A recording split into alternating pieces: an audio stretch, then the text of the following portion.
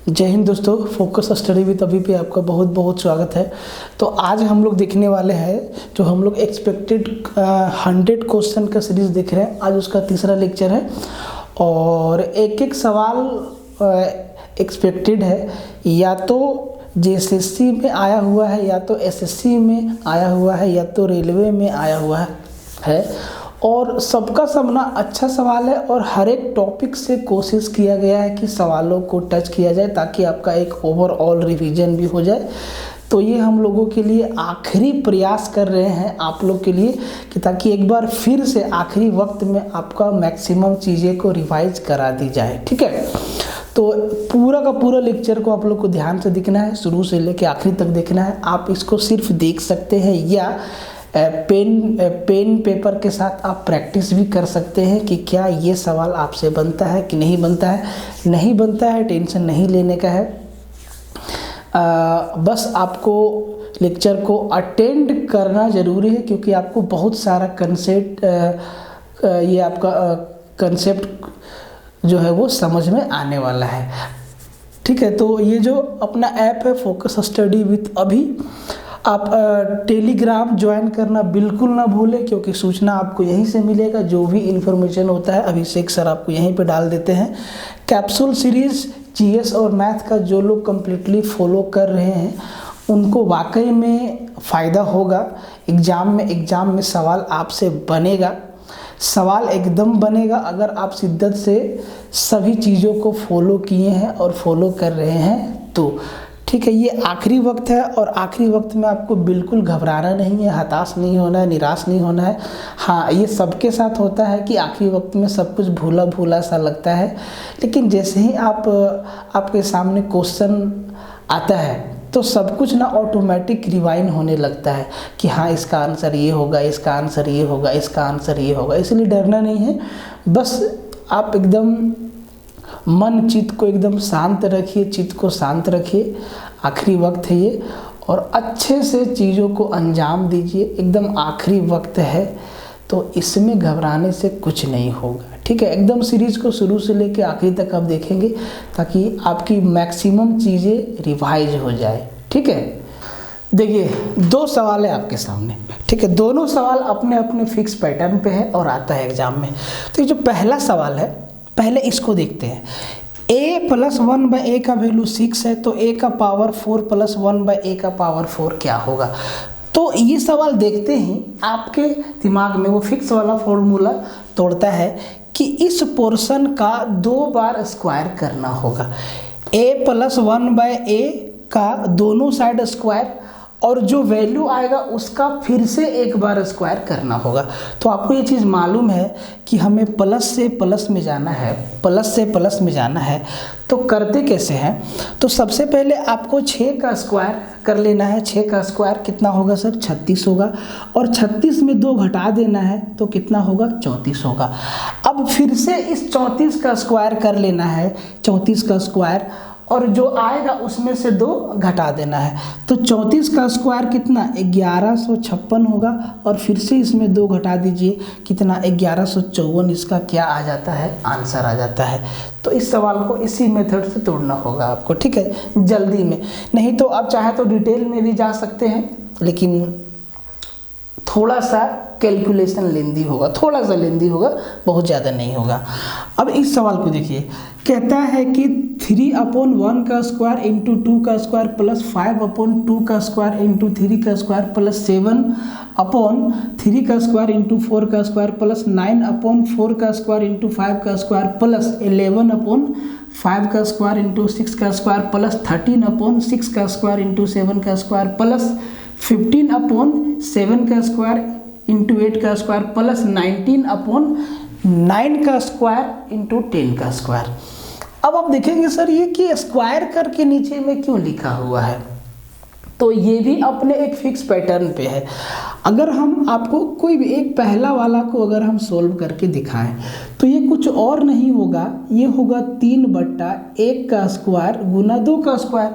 तो इसको हम ऐसे भी तो लिख सकते हैं, इसको हम ऐसे भी तो लिख सकते हैं। देखिए, तो हम इसको लिख सकते हैं 1 - 1/2 का स्क्वायर मतलब 4, और ये 1 माइनस 1/4 कितना हो जाएगा, 3/4 हो जाएगा। अब आप जरा ध्यान से देखिए, क्या ये यही चीज़ नहीं है 3/4, 3/4? तो क्या हम इसको ऐसे नहीं लिख सकते हैं 1/1 का स्क्वायर माइनस 1/2 का स्क्वायर? इसको ऐसे लिख सकते हैं? बोले सर बिल्कुल लिख सकते हैं। सिमिलरली इसको हम क्या लिख सकते हैं, ये भी वही चीज़ है, इसको हम क्या लिख सकते हैं 1/2 का स्क्वायर माइनस 1/3 का स्क्वायर, प्लस का साइन है। अब आप थोड़ा सा इसको ना सोल्व करके देख लीजिए, 1/4 है, 1/9 है, 1/4 है, 1/9 है, तो ये हो जाएगा 5/2 का स्क्वायर इंटू 3 का स्क्वायर। तो इसमें होता क्या है कि ये वाला पोर्शन हमारा कैंसिल होता चला जाता है, बचता क्या है, एक शुरू का और एक लास्ट का, एक शुरू का और एक लास्ट का। तो सबसे शुरू में क्या बचा, 1 बचा, और सबसे आखिरी में देखिए ये वाला 19/9 का स्क्वायर इंटू 10 का स्क्वायर। तो हम इसको क्या लिख सकते हैं 1/9 का स्क्वायर माइनस 1/10 का स्क्वायर। आप इसको देख लीजिए, अगर आप जब इसका एलसीएम लीजिएगा 9 का स्क्वायर इंटू 10 का स्क्वायर, तो यहाँ पे 10 का स्क्वायर 100 और माइनस 9 का स्क्वायर 81, तो 100 में 81 दिया तो 19/9 का स्क्वायर इंटू 10 का स्क्वायर बच जाता है।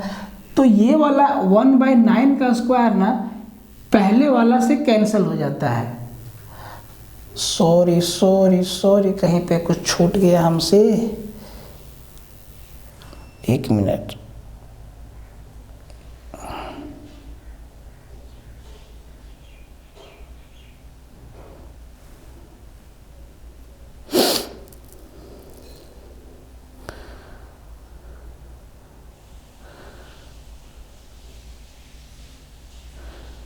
क्या छूट गया,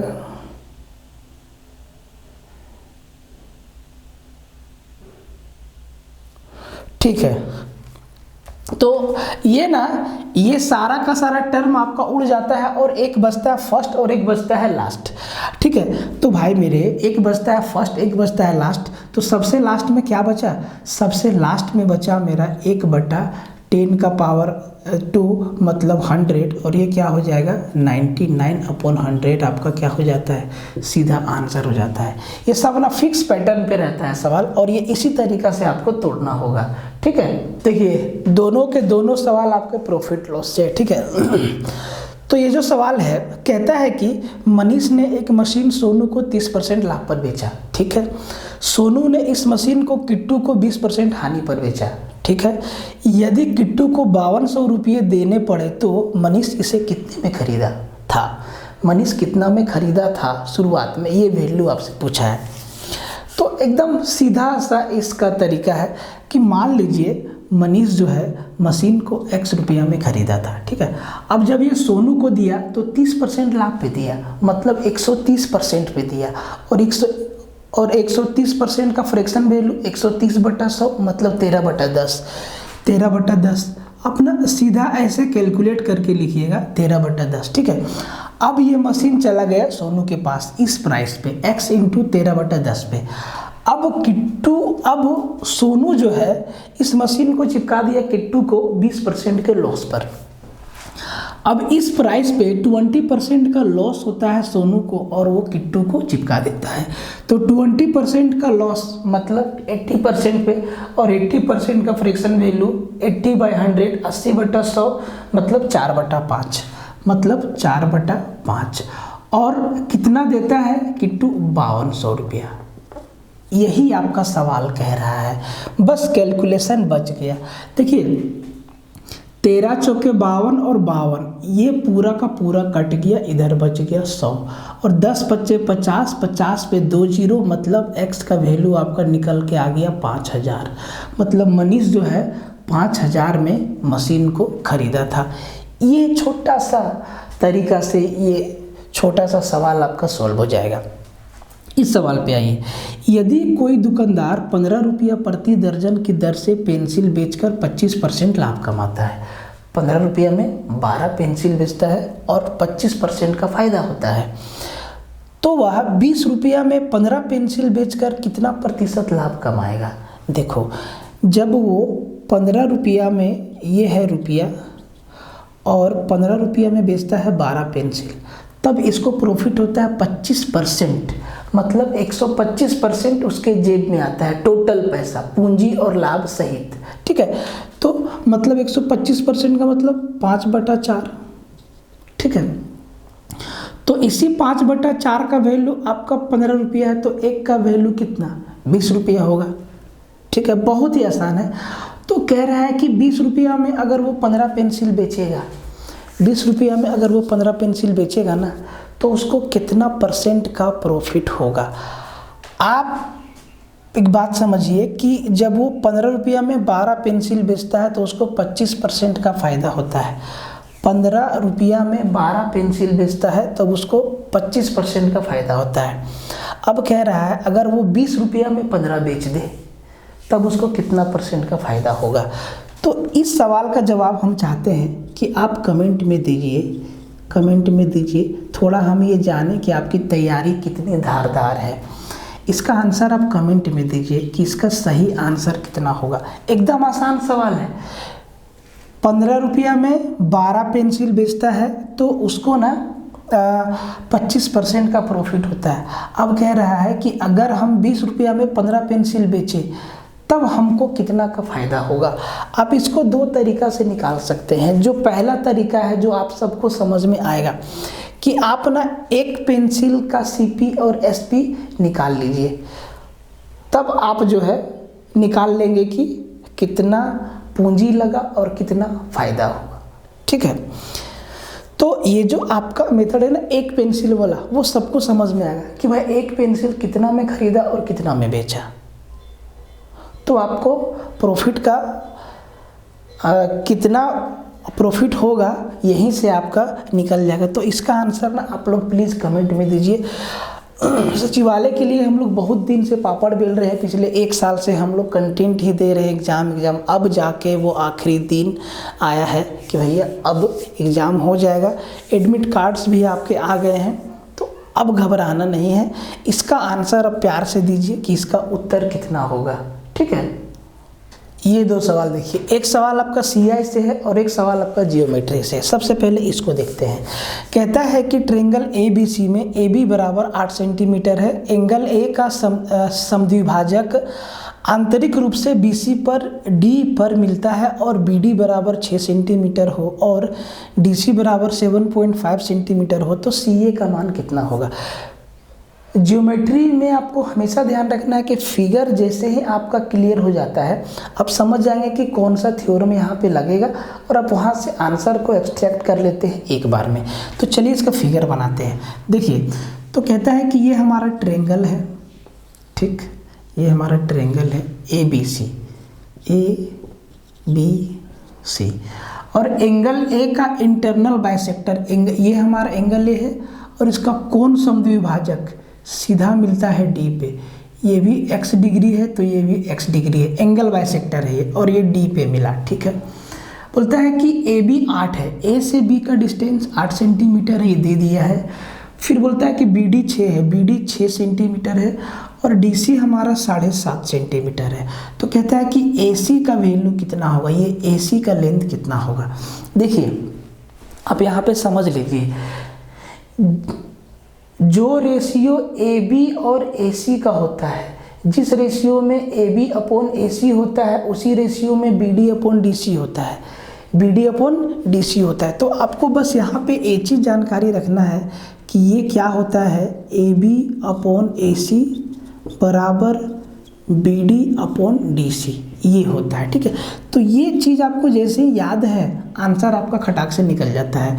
यहाँ पे 4 वेरिएबल है, 3 का वैल्यू दिया हुआ है, चौथा ऑटोमेटिक निकल जाएगा, है कि नहीं। तो AB का वैल्यू दिया हुआ है 8 सेंटीमीटर, AC 6 है बराबर BD हमारा 7.5 7.5 है और DC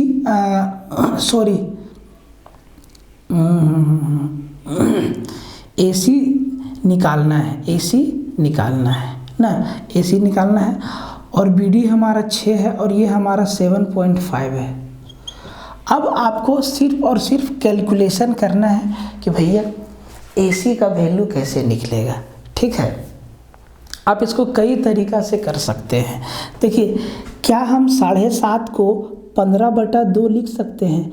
15/2 लिखेंगे तो 2 ऊपर चल जाएगा और यहाँ पे कितना 6 दूना 12 हो जाएगा। ठीक है, इसको आप काट लीजिए 3 से 4 बार में और 3 से 5 बार में। 4 से आप काट लीजिए 2 बार में और 5 दूना 10, AC बराबर कितना 10 सेंटीमीटर आ गया। ये कितना होगा 10 सेंटीमीटर होगा। ठीक है, तो इसका 10 सेंटीमीटर सीधा क्या हो जाएगा, आंसर हो जाएगा। तो आपको ना इसमें ये वाला याद रखना है, ठीक है, कि ये इस थ्योरम पे बेस्ड है। ठीक है, अब देखिए CI वाला सवाल को। CI एक ऐसा चैप्टर है जिसमें आपको कैलकुलेशन करना पड़ता है। अगर ठीक ठाक से अगर परसेंटेज और फ्रैक्शन को लगा दिया तो कहता है कि यदि 5,000 रुपये 4% वार्षिक चक्रवृद्धि ब्याज दर पर दिए जाए तो 1.5 वर्ष बाद वार्षिक ब्याज और अर्धवार्षिक आधार पर ब्याज की गणना करने पर उनका अंतर कितना होगा। पहले सवाल को समझिए। 5,000 रुपया किसी को उधार दे दिया 1.5 साल के लिए, तो पहला केस में जो है वो जो इंटरेस्ट लेता है वो लेता है ईयरली बेसिस पे, पर एनम लेता है। और दूसरा केस पे कहता है कि अगर हम इंटरेस्ट हाफ ईयरली ले, हर 6 महीना में ले, तो जब पहला वाला केस जब इंटरेस्ट पर एनम लेता है तो पहले वो 1 साल का कंप्लीट लेगा 4%, फिर जो आधा साल बचा मतलब 6 महीना उसका लेगा 2%। ठीक है, उसका लेगा 2%। अगर हम टोटल ओवरऑल देखें तो पहला केस में 4 और 2 6%, 5,000 का 6%, 6 पचे 30, 300 रुपया। उससे थोड़ा ज़्यादा लेगा क्योंकि कंपाउंड इंटरेस्ट पिछला इंटरेस्ट पे भी इंटरेस्ट लगता है। ठीक है, हम आपको एक रफ आइडिया बता रहे हैं। और दूसरा केस में ना ये 3 बार इंटरेस्ट लेगा, पहला 6 महीना, फिर दूसरा 6 महीना और तीसरा 6 महीना। तो इसको अपना कई तरीक़ा से कैलकुलेट कर सकते हैं, कई तरीक़ा से कैलकुलेट कर सकते हैं। इसका फॉर्मूला भी है, हम आपको बेसिक आइडिया देते हैं। ठीक है, अगर हम पहला केस को लेते हैं कि पहला केस में हमको कितना इंटरेस्ट मिलेगा, तो सबसे पहला बात कि हम 5,000 का 4%, हम 5,000 का डायरेक्ट 6% निकाल लेंगे, 6 पचे 30, 300 रुपया हो जाएगा। ठीक है, इसमें और जुटेगा। ठीक है, प्लस अभी हम डायरेक्ट 1.5 साल का निकाल लिए एक बार में 6%, अभी 1 साल का 4% निकलेगा, प्लस उस 4% का अगला 6 महीना के आखिरी में 2% और लगेगा। तो 4% 20 और 20 का 2% 100 ना, मतलब 2 दूना 4। यहाँ पे हमको ना इसमें 4 रुपया और जुड़ जाएगा, तो ये आपका हो जाएगा 304 रुपया। तो भैया पहला केस में ना हमको 304 रुपया इंटरेस्ट मिलेगा। दूसरा केस में देखिए, अब दूसरा केस ही तो मुश्किल है, हर 6 महीना पे आपको 2% लगाना है। देखिए इंटरेस्ट मेरा पर एनम दिया हुआ है और हम जब 6 महीना पे लेंगे तो इंटरेस्ट मेरा आधा हो जाएगा, 2% इंटरेस्ट आधा हो जाएगा। ठीक है, तो 5,000 का 2% कितना, 5,000 का 2%, 5 दूना 10, 100। तो इस केस में जो हमको इंटरेस्ट मिलेगा ना, इससे थोड़ा सा ज़्यादा मिलेगा। तो 100, 300 तो वैसे हो गया, और 4, 304, और फिर पिछला साल वाला का 306। यहाँ पे ना 306 रुपया से थोड़ा सा ज़्यादा इंटरेस्ट मिलेगा, 306 रुपया से थोड़ा सा ज़्यादा इंटरेस्ट मिलेगा। तो दोनों का डिफरेंस बोला है, तो भाई 306 में 304 गया, तो ये 2 रुपया का अंतर है, थोड़ा सा ज़्यादा। तो ऐसा सवाल को ना हम आपको जो बेसिक बताए हैं CI और SI, जो तरीका हम आपको बताए हैं कि आप ना वर्बली हर एक चीज़ को लॉजिक के बेसिस पे आप काउंट कर सकते हैं। CI वाले क्वेश्चन को आप SI के नज़रिए से देखिए, ऑप्शन आपका भरपूर साथ देता है, आप उसका आंसर कर सकते हैं। तो भाई पहला हमको 304 मिलेगा और दूसरा हमको जो है 306 रुपये से थोड़ा ज़्यादा मिलेगा। अब यार बहुत लोग को समझ में नहीं आया होगा कि सर आप ये कर क्या दिए। तो ना इसके पीछे एक लंबा चौड़ा मेहनत लगता है, और अगर आपको ना समझ में आए तो आप इसको डायरेक्ट फॉर्मूला पे अप्लाई कर सकते हैं, उसमें भी थोड़ा सा आपको कैलकुलेशन लेंदी पड़ेगा। ठीक है, तो ये 2 सवाल आपका रेडी है। ये आपका दोनों का दोनों सवाल, एक आपका एरिया से है और एक आपका वॉल्यूम से है। ठीक है, तो कहता है कि समचतुर्भुज की भुजा की लंबाई √5 सेंटीमीटर है तथा इसका क्षेत्रफल 4 सेंटीमीटर स्क्वायर है। इसके विकर्णों की लंबाइयों का योग, डायगोनल का लेंथ का सम आपसे पूछा है, दोनों डायगोनल का। तो आपको समझाने के लिए ना एक छोटा सा रोम्बस बनाते हैं समचतुर्भुज। इसका चारों भुजा बराबर होता है, ये भी √5 है, ये भी √5 है, ये भी √5 है और ये भी √5 है। ठीक है, अब जिसका डायगोनल है, ये दोनों जो डायगोनल हुआ, एक को D1 माने और एक को D2 माने। तो हमसे पूछा है कि D1 + D2 बराबर कितना होगा, 4 ऑप्शन दिया है और ये चीज़ दिया हुआ है, इसके साथ साथ एरिया भी दिया हुआ है 4 सेंटीमीटर स्क्वायर। तो रोम्बस का एरिया क्या होता है, तो ½ × D1 × D2 होता है, ये होता है एरिया और बराबर दिया है 4 सेंटीमीटर स्क्वायर। ठीक है, तो अगर हम इसको सोल्व करें तो D1 × D2 2 उधर मल्टीप्लाई हो जाएगा, तो D1 × D2 4 दूना 8 हो जाएगा, 4 दूना 8 हो जाएगा। अब देखिए, आपसे D1 + D2 पूछा है और D1 × D2 8 दिया है, तो आप यहाँ से बेसिक लॉजिक भी लगा सकते हैं कि ये 8 होगा। अगर ये 8 होगा तो ये दोनों कितना होगा, बशर्ते कि ये कंडीशन सेटिस्फाई करना चाहिए।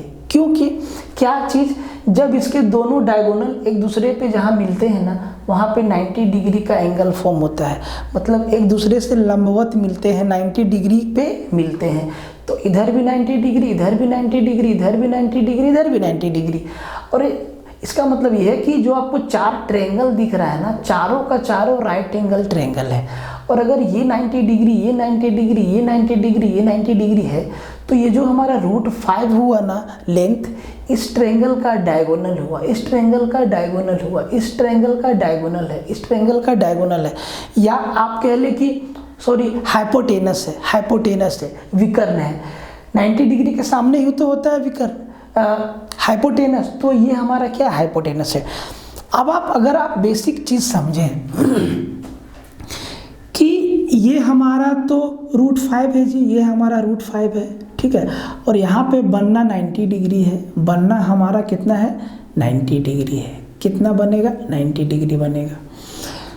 तो आप सोचिए कि अगर ये D1 × D2 हमारा 8 है और D1 + D2 हमसे पूछा है, तो जब D1 और D2 का मल्टीप्लाई 8 है तो D1 और D2 का सम कभी भी 8 नहीं होगा। अच्छा, यहाँ 2 बार 8 सेंटीमीटर लिखा गया है ना, यहाँ पे कुछ और था है ना, यहाँ पे 9 सेंटीमीटर या 10 था शायद। ठीक है, तो ये दोनों तो होगा नहीं, या तो 6 होगा या तो 7 होगा। अब देखिए, क्या हम इसको 4 × 2 लिख सकते हैं, बिल्कुल।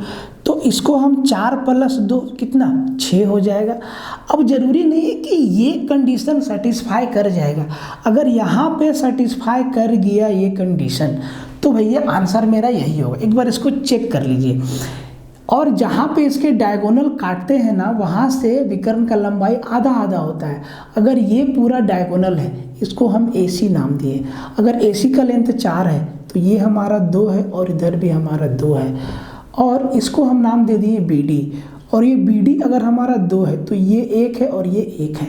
अब आप जरा इस वाले राइट एंगल ट्रायंगल को ध्यान से देखिए कि क्या ये जो आपका ट्रिपलेट दिख रहा है ये सेटिस्फाई कर रहा है। ये √5 है, यहाँ पे 90 डिग्री है, ये 2 है और ये 1 है।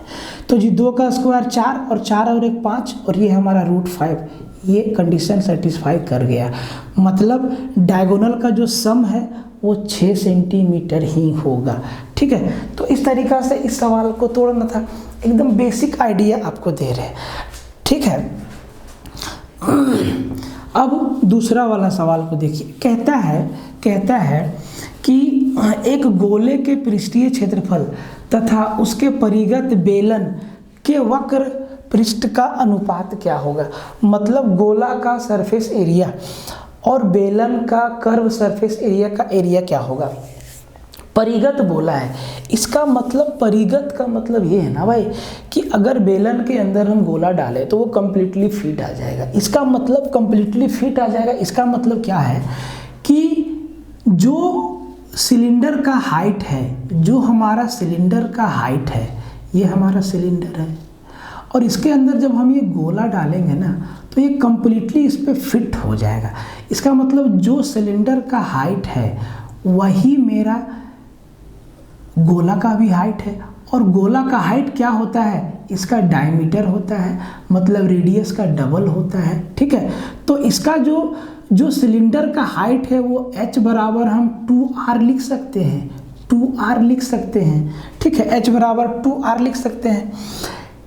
इन दोनों का रेडियस सेम होगा, इन दोनों का रेडियस सेम होगा क्योंकि दोनों एक दूसरे में फिट आ जाते हैं। ठीक है, रेडियस सेम होगा। अब आप जरा ध्यान से देखिए कि सर इसका जो गोला है ना, इसका टोटल सरफेस एरिया क्या होता है, तो 4πr² होता है। ठीक है, सिलेंडर का कर्व सरफेस एरिया हमसे पूछा है, curve surface area, lateral surface area. ठीक है, तो इसका लेटरल सरफेस एरिया क्या होता है, 2πr(h) होता है और h का वैल्यू क्या है, 2r है। h का वैल्यू क्या है, 2r है।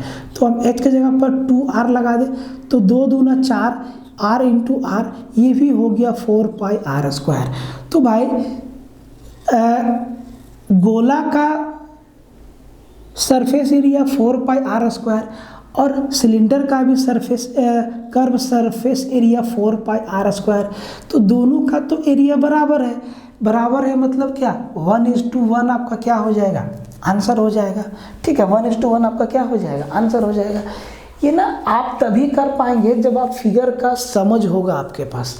तो इस गोला को अगर सिलेंडर के अंदर डालेंगे तो पूरा फिट हो जाएगा, मतलब एकदम फिट हो जाएगा, अच्छे से फिट हो जाएगा। इसका मतलब जो गोला का डायमीटर होगा ना वही सिलेंडर का हाइट होगा। तो गोला का डायमीटर कितना, r + r 2r और सिलेंडर का हाइट h, मतलब इसको भी हम 2r बोल सकते हैं। अब h की जगह पे 2r आपको रख देना है क्योंकि इसका वक्र पृष्ठ पूछा है, लेटरल सरफेस एरिया या कर्व सरफेस एरिया। तो क्या होता है 2πrh और h की जगह पे हम 2r रखेंगे। ठीक है, तो ये हो गया 4πr²। तो सिलेंडर का भी कर्व सरफेस एरिया 4πr² और इसका स्फीयर का भी कर्व सरफेस या इसका टोटल बोल रहे, इसका सरफेस एरिया गोला का वही होता है, या टोटल बोलो या कर्व बोलो एक ही होता है ना। तो ये 4πr²। तो एक कट के क्या दोनों बराबर है, मतलब 1:1 हमारा क्या हो जाएगा, आंसर हो जाएगा। बहुत ही बेसिक सवाल था। ठीक है, तो आप अगर इस वाला सवाल में चाहते हैं ना तो आप कैलकुलेशन को लंबा लेके जा सकते थे, लेकिन हम उसको आसानी से तोड़ सकते थे क्योंकि d1 × d2 8 आया था और d1 + d2 हमसे पूछा था। तो हम लोग 90 डिग्री वाला क्राइटेरिया में उसको फुलफिल कर दिए आसानी से। देखिए 3 सवाल आपके सामने है। पहला सवाल आपका जो है एरिया से है, दूसरा सवाल ट्रिगो से है और तीसरा आसान सा सवाल सिंप्लीफिकेशन से है। ठीक है, तो सबसे पहले इसको निपटाते। कहता है कि एक समबाहु त्रिभुज की ऊंचाई एक वर्ग के विकर्ण के बराबर है, त्रिभुज और वर्ग के क्षेत्रफल का अनुपात क्या होगा। तो आपको समझाने के लिए आपका कंसेप्ट रिवाइज हो जाए इसके लिए छोटू फिगर बना रहे हैं। ठीक है, ये हमारा ट्रायंगल है, इक्विलैटरल ट्रायंगल, और ये हमारा स्क्वायर है। तो इसका जो डायगोनल है, अगर इसका ईच साइड a है तो इसका डायगोनल कितना √2a हो जाएगा और इसी √2a के बराबर इक्विलैटरल ट्रायंगल का हाइट है, मतलब हम h बराबर √2a लिखेंगे। अगर इक्विलैटरल ट्रायंगल का ईच साइड हम x मान लें तो इसका हाइट क्या होता है, हाइट होता है √3/2 इंटू साइड, √3/2 इंटू साइड। तो हम h की जगह पर क्या लिख सकते हैं, √3/2 इंटू x बराबर √2a। यहाँ से x का वैल्यू हम निकाल लेंगे तो ये हो जाएगा 2√2a में √3। ये हमारा इक्विलैटरल ट्रायंगल का साइड आ गया। ठीक है। अब जब साइड मिल गया तो एरिया आसानी से निकाल सकते हैं, और एरिया और दोनों के एरिया का रेशियो पूछा है, ध्यान रखना है। तो इक्विलैटरल ट्रायंगल का एरिया क्या होता है सर, √3/4 इंटू भुजा का स्क्वायर, और इसका भुजा क्या है 2√2a/√3। तो जब इसका स्क्वायर करेंगे ना, ध्यान से देखो, तो ये हो जाएगा 2√2 का स्क्वायर 4 इंटू 2 इंटू ए स्क्वायर, तोड़ तोड़ के लिख दिए, और √3 का स्क्वायर 3 अनुपात स्क्वायर का इच साइड ए है तो इसका ए स्क्वायर। अब देखो ए स्क्वायर से ए स्क्वायर हमारा कट गया, 4 से 4 हमारा कट गया, क्या बचा √3/3 और ऊपर बचा 2। मतलब इसको हम क्या लिख देंगे, इसको हम लिख दे 3√3 इंटू 2 और 3 को इधर ले जाए तो ये मेरा आएगा। अब जी ये तो यही मेरा रेशियो आया। अब ये तो कहीं है नहीं ऑप्शन में, तो भाई कुछ ना कुछ एग्जामिनर खेला करता है लास्ट में, तो इसमें कर दिया है। कर क्या दिया है कि अपना अगर आप दोनों तरफ √3 से डिवाइड कर दें, अगर आप दोनों तरफ √3 से डिवाइड कर दें तो ये बन जाता है 2√3 से, क्योंकि देखिए दोनों मेरा आंसर में है, दोनों मेरा ऑप्शन में है, 3:2 √3:2 और 2:√3। तो ना एकदम सावधानी से, तो अगर हम दोनों तरफ √3 से डिवाइड कर दे तो ये √3 हमारा कट जाएगा, और 3/√3 मतलब को हम क्या √3 लिख सकते हैं। तो 2:√3 हमारा क्या राइट आंसर हो जाएगा, 2:√3। अच्छा ये बी वाला ना, ये बी वाला हमारा क्या हो जाएगा, राइट आंसर हो जाएगा। ठीक है। अब इस सवाल को देखिए, ये जो हमारा सवाल है कि यदि साइन थीटा बराबर 3/4 हो, साइन थीटा बराबर 3/4 हो, साइन थीटा बराबर 3/4 हो, तो 16 cos square theta plus 10 square theta का वैल्यू क्या होगा। साइन थीटा का वैल्यू दिए, दो तरीका है आपको इस सवाल को सोल्व करने का। पहला क्या है कि आप यहाँ से पाइथागोरस थ्योरम लगा दीजिएगा, तो P/H का वैल्यू दिया है, अब B को भी निकाल लीजिएगा और सबके वैल्यू को यहाँ पे पुट कर दीजिएगा। दूसरा तरीका क्या है कि साइन थीटा का वैल्यू दिया है तो इस पूरे इक्वेशन को साइन में कन्वर्ट कर लीजिए, साइन में कन्वर्ट कर लीजिए। ठीक है। अब साइन में कन्वर्ट कैसे होगा, देखो कोस स्क्वायर थीटा को हम क्या लिख सकते हैं 1 - साइन स्क्वायर थीटा, और 10 स्क्वायर थीटा को हम क्या लिख सकते हैं साइन स्क्वायर थीटा बटा कोस स्क्वायर थीटा, और फिर से कोस स्क्वायर थीटा को हम क्या लिख देंगे 1 - साइन स्क्वायर थीटा। तो पूरा इक्वेशन हमारा जो है साइन में चेंज हो जाएगा। मतलब हम क्या लिख सकते हैं, सो देखिए इस कोस स्क्वायर थीटा को हम 1 - साइन स्क्वायर थीटा लिख सकते हैं। ठीक है। और 10 स्क्वायर थीटा जो है इसको हम क्या लिखेंगे साइन स्क्वायर थीटा बटा में क्या होता है कोस स्क्वायर थीटा, तो कोस स्क्वायर थीटा को हम 1 - साइन स्क्वायर थीटा लिख देंगे। क्या हम इस नज़र से इस इक्वेशन को देख सकते हैं, बिल्कुल देख सकते हैं। अब आपको सिर्फ वैल्यू रख देना है, तो देखो 16 है इंटू 1 - साइन स्क्वायर थीटा, और साइन थीटा का वैल्यू 3/4 है, मतलब ये हो जाएगा 1 - 9/16। ठीक, प्लस साइन स्क्वायर थीटा, तो ये 9/16 हो जाएगा ऊपर, और नीचे भी हो जाएगा 1 - 9/16। अब इसको सिर्फ कैलकुलेट कर देना है, तो यहाँ पे हो गया 16 गुना 7/16 प्लस यहाँ पे हो गया 9/16 गुना ये 16/7, ये 16/7 हो गया। तो 16 से 16 उड़ गया, 16 से 16 उड़ गया, ये 7 + 9/7 बचा, तो 7 × 7 = 49 और 9 58/7 हमारा आंसर आ जाएगा। 58/7 हमारा क्या आ जाएगा आंसर आ जाएगा डायरेक्ट। ठीक है। तो ये आपको ना ध्यान देना है कि ऐसे भी हम इसको समझ सकते हैं, ऐसे ना आसान हो गया। दूसरा तरीका क्या था, दूसरा वाला कि आप ना पाइथागोरस थ्योरम इससे लगा देते, जैसे कि आप एक ऐसे बनाते राइट एंगल ट्रायंगल। ठीक है, ये मेरा बेस है, ये मेरा परपेंडिकुलर है और ये मेरा हाइपोटेनस है। साइन का वैल्यू दिया है, मतलब P 3 है और H हमारा 4 है। तो अब B का वैल्यू निकाल लेते हैं। 4 का स्क्वायर 16 और 3 का स्क्वायर 9, 16 में 9 गया तो 7, ये मेरा हो जाता है रूट का 7। और फिर आप इसको सॉल्व करते तब भी आपका आंसर आता। लेकिन ये जो हम आपको तरीका बताया कि अगर हम सबको साइन में चेंज कर पाए, क्योंकि कर पा रहे थे तो कर दिए और आसानी से मेरा आंसर, अगर नहीं कर पाते तो इस मेथड से जाना पड़ता। ठीक है, अब देखिए ये सवाल क्या कहता है। कहता है कि 36994 plus 25550 divide by 50 and multiply by 1000 plus 29999 minus 99999 equal to क्या होगा। तो इसमें ना ऑप्शन नहीं है, आप इसका ना आंसर कमेंट में दीजिए कि इसका राइट आंसर क्या होगा। ठीक है, कमेंट में दीजिए। ठीक, देखिए 3 सवाल है आपके सामने, जियोमेट्री से, ट्रिगो से और ये मीडियन से। ठीक है, तो ये पहला सवाल जो है वो कहता है कि ट्रेंगल ABC तथा ट्रेंगल DEF सिमिलर है, समरूप है, जिसमें BC 4 सेंटीमीटर, EF 7 सेंटीमीटर और ट्रेंगल ABC का क्षेत्रफल 144 सेंटीमीटर स्क्वायर है। तो ट्रेंगल DEF का क्षेत्रफल क्या होता है। दो सिमिलर ट्रेंगल में क्या रिलेशन होता है ये आपको समझना होगा, तभी ये सवाल बनेगा। तो छोटा सा फिगर बनाते हैं कि जिससे आपका रिवीजन भी हो जाए और समझ भी जाएंगे। तो ये हमारा ट्रेंगल ABC है, ठीक है, और ये हमारा ट्रेंगल जो है DEF है। ठीक है, DEF है।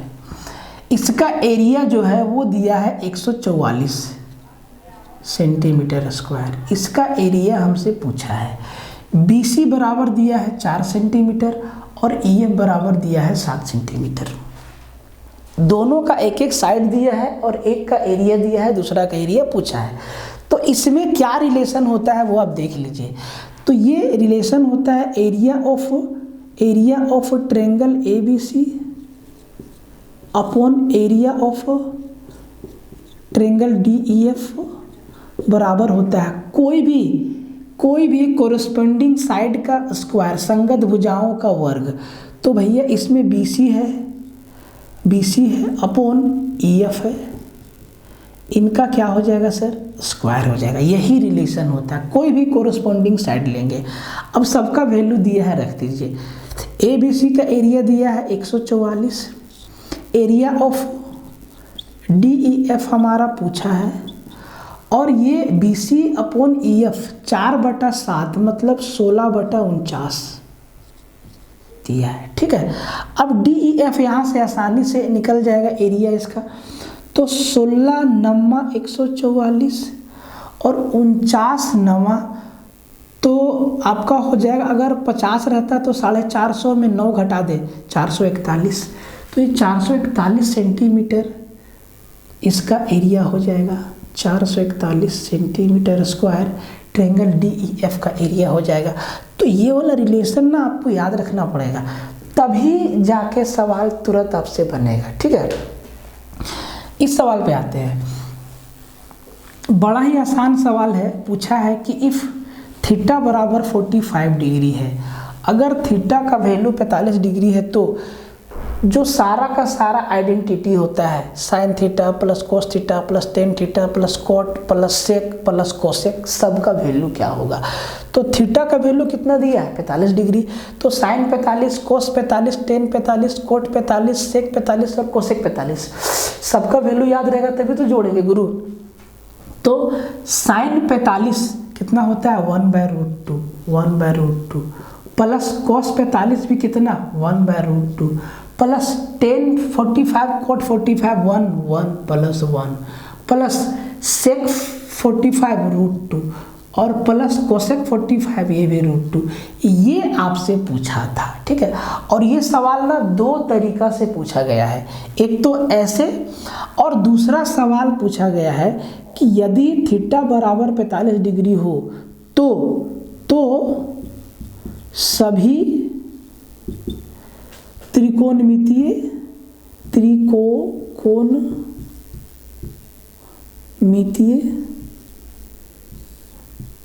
अनुपातों का योग मतलब जो ट्रिगो में जो 6 आइडेंटिटी होता है रेशियो फाइंड करने वाला, साइन, कोस, टेन, कोट, सेक, कोसेक, उनका जोड़।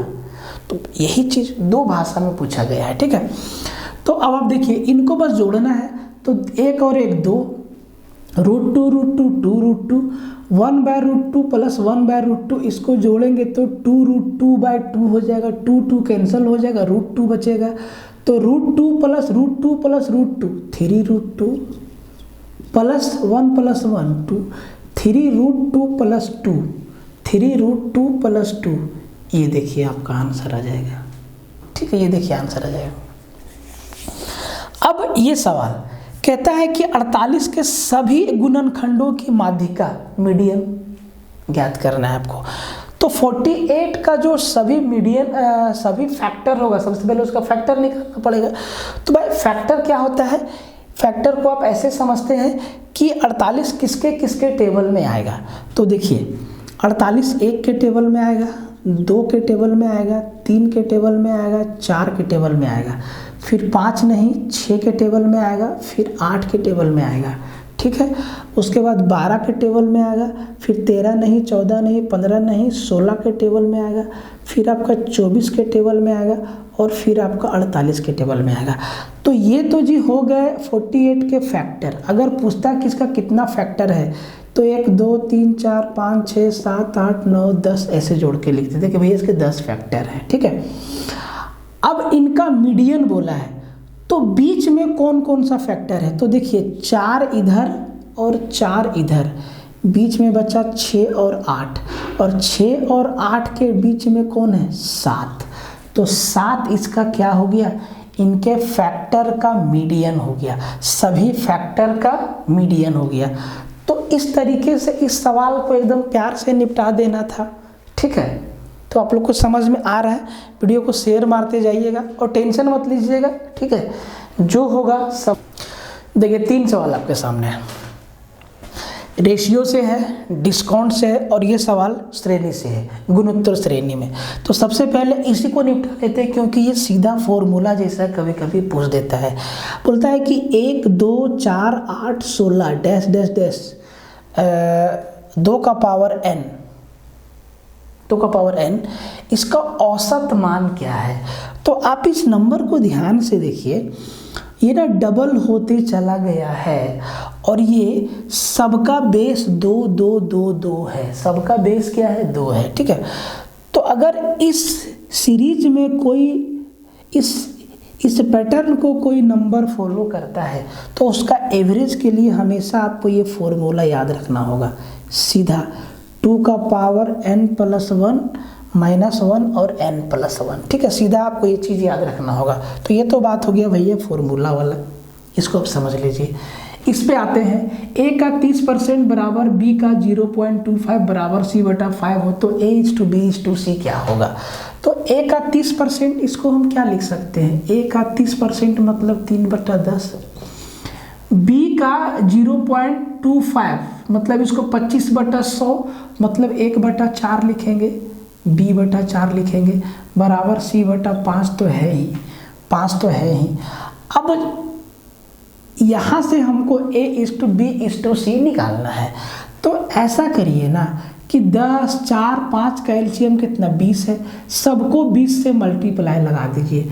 तो 3/10 को 20 से मल्टीप्लाई लगाएंगे तो 10 दूनी 20, 3 दूना 6 हो जाएगा, a×6 हो जाएगा, बराबर 4 × 20, b×5 हो जाएगा, बराबर 5 चौके 20, c×4 हो जाएगा। अब यहाँ से ABC का रेशियो निकालना आसान है। अब देखो जिसका निकालना है उसको ढक दो, जो नंबर दिख रहा है 5 चौके 20 उसको a के नीचे में लिख दो, ठीक है, बराबर H2 लगा दो, रेशियो लगा दीजिए। अब B निकालना है तो B को ढक दो, 6 चौके 24 लिख दो B के नीचे में। C निकालना है, C को ढक दो, 6 × 5 = 30 लिख दो। अब इसको एक बार काट दो जी, कितना से सब चला जाएगा, तो 10 12 15, अब ये जाएगा नहीं जाएगा, तो 10 12 15 आपका क्या हो गया, a:b:c का रेशियो हो गया, ठीक है। इस सवाल पे आते हैं। कहता है कि एक कपड़े का दुकानदार कुर्ता के मूल्य में 25% का छूट देने का घोषणा करता है। डिस्काउंट से सवाल है। यदि कोई व्यक्ति कितना कुर्ता खरीदे ताकि उसे कम से कम 40 रुपया का डिस्काउंट मिल सके, जबकि एक कुर्ता का मूल्य है वो 28 रुपया है। कितना कुर्ता ले कि आपको कम से कम 40 का डिस्काउंट मिल सके। तो देखिए, अगर एक कुर्ता का जो दाम है वो 28 रुपया है, ठीक है, और आपको 28 रुपया पे 25% का डिस्काउंट मिलता है। 25% मतलब 1/4, और 28 का 1/4 मतलब 7 रुपया का आपको डिस्काउंट मिलता है एक कुर्ता पे। तो कम से कम आपको कितना कुर्ता खरीदना होगा कि आपको ना कम से कम 40 रुपया का डिस्काउंट मिले। तो अगर हम एक कुर्ता पे हमको 7 रुपया का डिस्काउंट मिल रहा है और हम 6 कुर्ता खरीदें तो हमको 42 रुपया का डिस्काउंट मिलेगा। तो हमसे बोला गया है कि कम से कम 40 रुपया मिले, तो यहाँ पे हमको 42 रुपया मिलेगा और हमको 6 कुर्ता लेना पड़ेगा। 6 कुर्ता लेना पड़ेगा, तब जाके कम से कम 40 का छूट हमको मिलेगा, जो कि क्या है 42 रुपया है। कम से कम 40 है ना, 40 से ऊपर है तो हम लोग को ना 6 कुर्ता लेना पड़ेगा। बात समझ में आया? तो हर एक जो सारा का सारा सवाल है ना एग्जाम में आया हुआ है और आ सकता है, किसी भी तरीका से आपसे सवाल पूछ सकता है, बस आप समझते जाइए बढ़िया से, ठीक है। देखिए, एवरेज से है, रिमाइंडर थ्योरम से है, और ये सवाल आप कह सकते हैं इंडिसेस एंड सेट से है या अलजेब्रा से है। तो सबसे पहले इसको निपटाते हैं भैया। ये कहता है कि 100 संख्याओं का औसत ज्ञात करने पर 40 मिला, ठीक है जी। बाद में पता चला कि 53 के स्थान पर गलती से 83 पढ़ लिए, 53 को गलती से 83 पढ़ लिए। सही औसत क्या है? तो जी 100 संख्याओं का एवरेज कितना मिला? 40 मिला। तो 100 संख्या का जोड़ कितना? 100 गुने 40, 4000। अब कहता है कि हमको ना जोड़ना था 53 और हम जोड़ दिए 83। कितना ज़्यादा जोड़ दिए सर? तो हम 30 ज़्यादा जोड़ दिए। तो भाई 30 इसमें घटाएंगे, कितना बचेगा? 3970। मतलब 100 संख्याओं का सही जोड़ 3970 है। सही जोड़ 3970 है। तो अब इनका औसत कितना होगा? सही औसत, तो भाई इसको 100 से भागा देंगे तो 39.7 हमारा क्या हो जाएगा? आंसर हो जाएगा। अब देखिए, यदि 9 का पावर 6 प्लस 1 को 8 से भागा दिया जाए तो शेषफल कितना बचेगा? तो 9 का पावर 6 है प्लस 1 है, इसको 8 से भागा देना है, तो सर रिमाइंडर कितना बचेगा? तो 9 को 8 से भागा देंगे, शेष 1 बचेगा। 1 का पावर 6 1 प्लस 1 को 8 से भागा देंगे, शेष 1 बचेगा। 1 और 1 2 हमारा क्या रिमाइंडर बचेगा, ठीक है। अब इस सवाल पे आते हैं। ये सवाल ना 2 तरीका से पूछा जाता है। ये सवाल 2 तरीका से पूछा जाता है, दोनों तरीका को डिस्कस कर लेते हैं, ठीक है। दोनों तरीका को डिस्कस कर लेते हैं। तो ये सवाल ना ऐसे भी पूछा जा सकता है कि एक तो x बराबर प्लस प्लस है, ये चीज़ आपसे ऐसे भी पूछा जा सकता है कि 6 minus root under 6 minus root under 6 minus कहाँ तक, ये काम जो है इन्फिनिटी तक चलता जाता है। तो यहाँ पे x का वैल्यू क्या होगा? तो देखिए, जब ऐसा वाला केस होगा तो रूट के अंदर हमेशा एक ही नंबर होगा। उस नंबर का आपको 2 को प्राइम फैक्टर करना है, ठीक है, या ऐसा गुणनखंड करना है कि उनका अंतर 1 हो जाए। तो हम इसको क्या लिख सकते हैं? 2 गुने 3, 2 गुना 3। देखिए 2 और 3 में 1 का डिफरेंस है। अब आपको यहाँ देखना है कि जब प्लस प्लस वाला कंडीशन रहेगा तो बड़ा वाला आंसर होगा, और जब माइनस माइनस वाला कंडीशन रहेगा तो छोटा वाला आंसर होगा। यहाँ पे x का वैल्यू प्लस प्लस वाला कंडीशन है तो x का वैल्यू 3 हो जाएगा, ये आंसर देंगे। और जब माइनस माइनस रहेगा तो यहाँ पर x का वैल्यू 2 आंसर देंगे। ठीक है, तो इस तरीके का सवाल भी आपके सामने आ सकता है। तो आज यहीं तक रखते हैं, फिर हम लोग अगले लेक्चर में मिलेंगे। अब सब कुछ नज़दीक है, वो घड़ी आ गई है, अब आपको ढंग से मेहनत करना है। और ठंड भी ज़्यादा है, देखिए मेरा गला बैठ गया है। तो आपको अच्छा से रहना है, रजाई में घुस के पढ़ते रहिए, टेंशन मत लीजिए, सोशल मीडिया से दूर रहिए, डीमोटिवेट मत होइए, और कोई भी ऐसा सोशल एलिमेंट के पास मत जाइए जो आपको डीमोटिवेट कर सकता है, किसी ना किसी तरीक़ा से आपको नीचे करने का कोशिश करेगा। तो ऐसे लोगों से हमेशा दूर रहिए, सीधा आप सेंटर पे जाइए, पहले पहुंचिए और एग्ज़ाम देने के बाद किसी से बात करिए। ठीक है, पहले किसी से बात मत करिए, ये आपको ध्यान रखना होगा। मिलते हैं अगले वीडियो में, तब तक के लिए जय हिंद।